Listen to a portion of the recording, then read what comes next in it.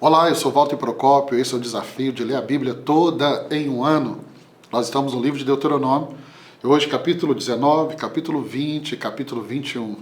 Capítulo 19, o versículo base dele, o versículo que traduz esse capítulo para nós, é o verso 18, o verso 19. Eu quero ler com você. Verso 18 e 19 diz assim: os juízes investigarão o caso, e se ficar provado que a testemunha mentiu e deu falso testemunho contra o seu próximo, dê-lhe a punição que ele planejava para o seu irmão. Elimine o mal do meio de vocês. O capítulo 19, ele fala sobre as cidades de refúgio. Nós já falamos sobre ele aqui nas últimas aulas, nas últimas leituras, no livro de Levítico, e agora é o estabelecimento das cidades refúgios. Cidade refúgio era um suporte para alguém que pudesse cometer um crime ali, algo que não foi intencional, e ele poderia estar nessa cidade. O próprio nome diz, cidade refúgio. Então, do verso 1 ao verso 13, isso fica muito claro. Esses locais que eram um local de refúgio. E aí nós vamos ter no verso 14 a proibição. Verso 14, o que temos aqui? Ao verso 14, não mudem os marcos de divisa da propriedade do seu vizinho, que os seus antecessores colocaram na herança, que vocês receberam na terra que o Senhor, o seu Deus, dá a vocês, para que dela tome posse. Olha, eu acho tão lindo Deus preocupar com esses detalhes, porque a proibição de mover os marcos da terra, ou seja, já foi estabelecido o limite, o que é seu é seu, o que é seu, se não é seu, não é seu. E aí do verso 15 ao verso 21, uma instrução sobre testemunhas. Nós já ouvimos falar sobre isso, lembrando que essa geração que está ouvindo aqui a repetição da lei em Deuteronômio por Moisés, é uma nova geração. E Moisés está falando aqui sobre a lei, sobre os falsos testemunhos. Então Deus tem essa preocupação. E como nós lemos aqui no verso 19, que a ordem de Deus é assim, vocês eliminarão o mal no meio de vocês. A preocupação de Deus é que a nação de Israel possa eliminar, meu irmão, tudo aquilo que é mal. Um falso testemunho é mal, a mentira é mal. Então ele quer passar a perna no irmão, mudar o marco, a divisa da cerca, pegar a propriedade do irmão, isso é mal. Então Deus está ensinando o povo a viver em comunidade e estabelecendo limites. Ah, como isso é importante! Como isso é importante!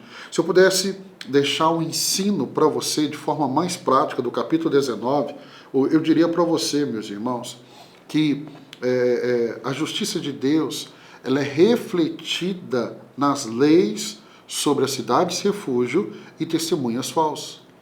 Então, Deus ele tem essa preocupação com a justiça. Tem. Podemos ter aquela sensação de ver determinadas impunidades, mas Deus estabeleceu leis e a cobrança vem. A conta chega. Para quem está andando errado, a conta chega. A conta chega. Deus vai enfatizar aqui, irmãos, a importância da integridade e da verdade no sistema legal e na vida de comunidade. Vive uma vida tão bonita que se alguém tiver que falar mal de você, vai ter que inventar, vai ter que mentir.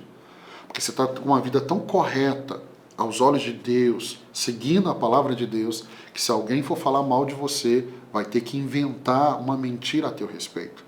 O capítulo 20, vamos para o capítulo 20 agora, ele vai trazer as leis sobre a guerra. Pastor, mas por que leis sobre a guerra? Porque esse povo vai entrar na terra prometida. E vamos ver no livro de Josué muitas guerras. Então Deus vai trazer agora, de forma muito clara, as leis sobre a guerra. Não é porque está em guerra que posso fazer tudo. Não, as leis são bem claras. Então, ele vai trazer do verso 1 ao verso 19, do verso 9 ao verso 9, né? Ele vai trazer a orientação sobre a expiação por homicídio não resolvido. Então, o capítulo 20, ele é muito interessante porque ele traz essa instrução a respeito da guerra. Então, quando eu tenho aqui, do verso 5 ao 9, ele traz essa orientação de forma tão clara. Né?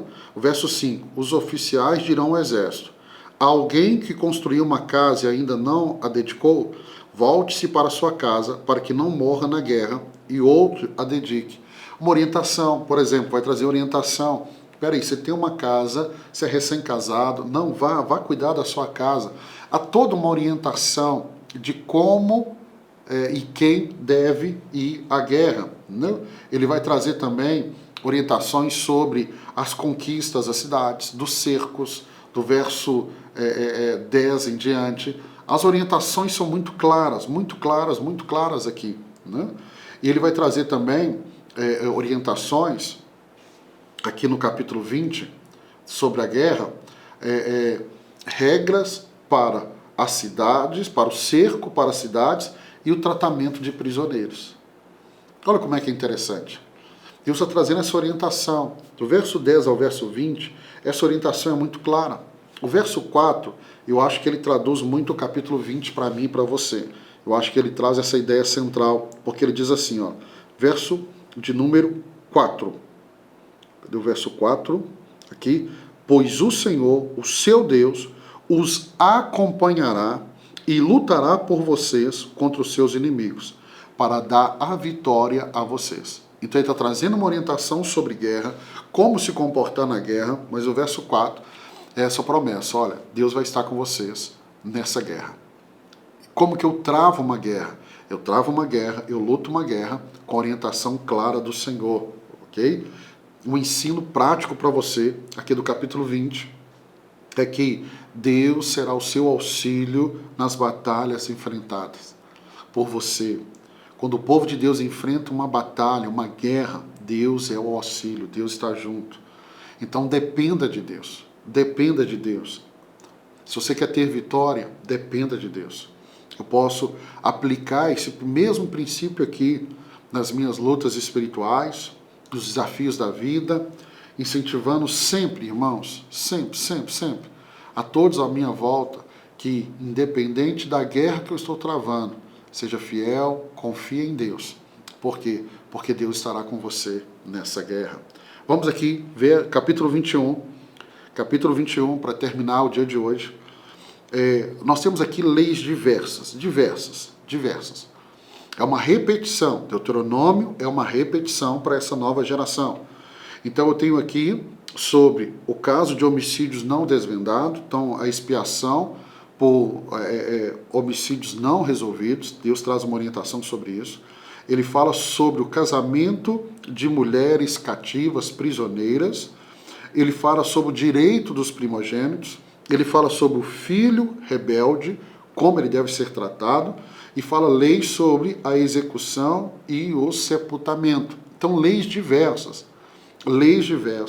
e algumas delas talvez não façam tanto sentido, como por exemplo, castigo dos filhos rebeldes, verso 18, se um homem tiver um filho obstinado e rebelde, que não obedeça ao seu pai nem à sua mãe, e não o escuta quando disciplina, o pai e a mãe o levarão aos líderes de sua comunidade à porta da cidade, e dirão aos líderes, este nosso filho é obstinado e rebelde, não nos obedece, é devasso e vive bêbado, então todos os homens da cidade o apedrejarão até a morte.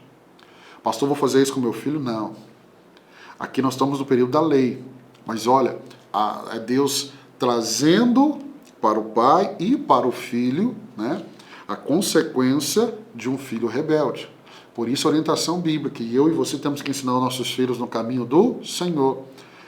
O que eu posso trazer de forma prática aqui, para mim e para você, aqui do capítulo 21, para a gente terminar? De forma prática, entendeu? Essas leis diversas nos mostram a seriedade do pecado e a consequência. Todo pecado vai trazer consequência. O salário do pecado é a morte. O salário do pecado é a morte. E Deus também aqui está nos mostrando a dignidade. Quando, por exemplo, ele traz a lei sobre a execução e sepultamento, e nós estamos aqui no Velho Testamento, na Velha Aliança, dignidade até no momento da morte.